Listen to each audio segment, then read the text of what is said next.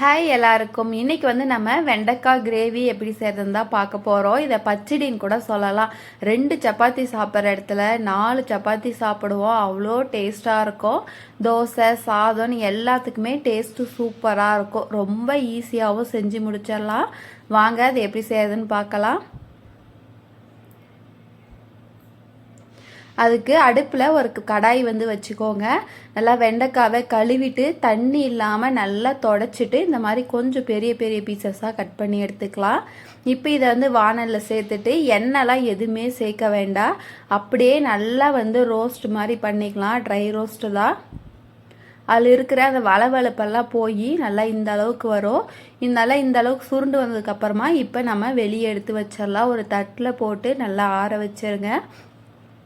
இன்னொரு வானலில் 2 table spoon எண்ணெய், 1/2 டேபிள் ஸ்பூன் சீரகம், 1/2 டேபிள் ஸ்பூன் வந்து சோம்பு சேர்த்துக்கோங்க. கருவேப்பிலை, ஒரு பெரிய சைஸ் வெங்காயம் நல்லா மெல்லிஸாக கட் பண்ணி சேர்த்துட்டு நல்லா சுருண்டு வர அளவுக்கு நல்லா வதக்க விட்டுக்கோங்க.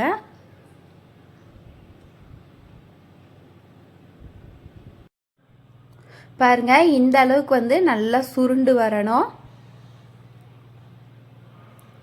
அப்போ தான் நம்ம கிரேவி சாப்பிடும்போது நல்லா திக்காகவும் வெங்காயம் இருக்கிற இடமுமே தெரியாது.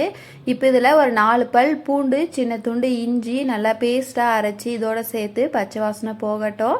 ஒரு 3 மீடியம் சைஸ் தக்காளி அதையும் மிக்சி ஜாரில் சேர்த்து நல்லா வந்து இந்த மாதிரி ஃபைன் பேஸ்ட்டாக அரைச்சி சேர்த்துக்கோங்க. இப்போ நல்லா கலந்து விட்டுட்டு காரத்துக்கு ஒரு 1/2 டேபிள் ஸ்பூன் வீட்டு மிளகாய் தூள் சேர்த்துருக்கேன். மஞ்சள் தூள், உப்பு இதெல்லாம் சேர்த்து நல்லா கலந்து விட்டுக்கோங்க. தக்காளி நல்லா எண்ணெய் பிரிஞ்சு திக்காகணும். பாருங்கள், இந்த அளவுக்கு வந்து நல்லா வந்து கெட்டியாகணும். நம்ம எண்ணெய் அதிகமாக விட்டால் தான் பிரிஞ்சு வெளியே வரும். நம்ம கொஞ்சமாக சேர்த்துருக்கிறதுனால பெரிய அளவுக்கு எண்ணெயெல்லாம் வெளியே வராது. இப்போ நல்லா தக்காளி இந்த அளவுக்கு திக்கானதுக்கப்புறமா ஒரு 4 டேபிள் ஸ்பூன் அளவுக்கு தயிர் சேர்த்து இதையும் நல்லா வந்து கலந்து விட்டுக்கோங்க. இப்போ வந்து இதில் நம்ம கட் பண்ணி வறுத்து வச்சுருக்கோம் இல்லையா வெண்டைக்காய், அதையும் வந்து இதோடு சேர்த்து நல்லா கலந்து விட்டுக்கோங்க.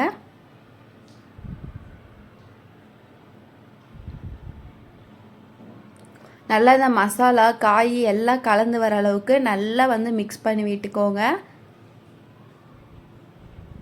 இப்போ இதில் கொஞ்சமாக காய் வேகிறதுக்காக மட்டும் ஒரு டம்ளர் அளவுக்கு தண்ணி சேர்த்துக்கோங்க. சேர்த்துட்டு நல்லா வந்து கலந்து விட்டுக்கலாம். காய் ரொம்ப நேரம் வேகணும்னு அவசியம் இல்லை. ஒரு 10 நிமிஷம் நல்லா கொதித்து வந்தால் போதும். பாருங்கள், இந்த மாதிரி நல்லா தண்ணி விட்டு கலந்து விட்டுட்டு நல்லா ஹை ஃப்ளேமில் ஒரு 5 நிமிஷம் நல்லா கொதித்து வந்ததுக்கப்புறமா தட்டு போட்டு மூடி ஒரு 5 நிமிஷம் விட்டோன்னா நம்மளோட வெண்டைக்காய் கிரேவி வந்து ரெடி ஆகிடும். நல்லா திக்காக சாப்பிட்றதுக்கு செம்ம சூப்பராக இருக்கும். பெருசாக புளிப்பும் இருக்காது. நம்ம மசாலாவும் அதிகமாக சேர்க்கல. டேஸ்ட்டாக அவ்வளோ சூப்பராக இருக்கும். இப்போ இதை வந்து சர்வ் பண்ணிக்கலாம். நீங்களும் வீட்டில் இதே மாதிரி வெண்டைக்காய் கிரேவி சப்பாத்திக்கெல்லாம் செஞ்சு பாருங்கள். அவ்வளோ டேஸ்ட்டாக இருக்கும். கண்டிப்பாக 2 சப்பாத்தி சாப்பிட்றவங்க ஒன்றாச்சும் எக்ஸ்ட்ரா சாப்பிடுவாங்க. இந்த ரெசிபி உங்களுக்கு பிடிச்சிருந்தா லைக் பண்ணுங்கள், ஷேர் பண்ணுங்கள், சேனலை சப்ஸ்கிரைப் பண்ணுங்கள். தேங்க்யூ.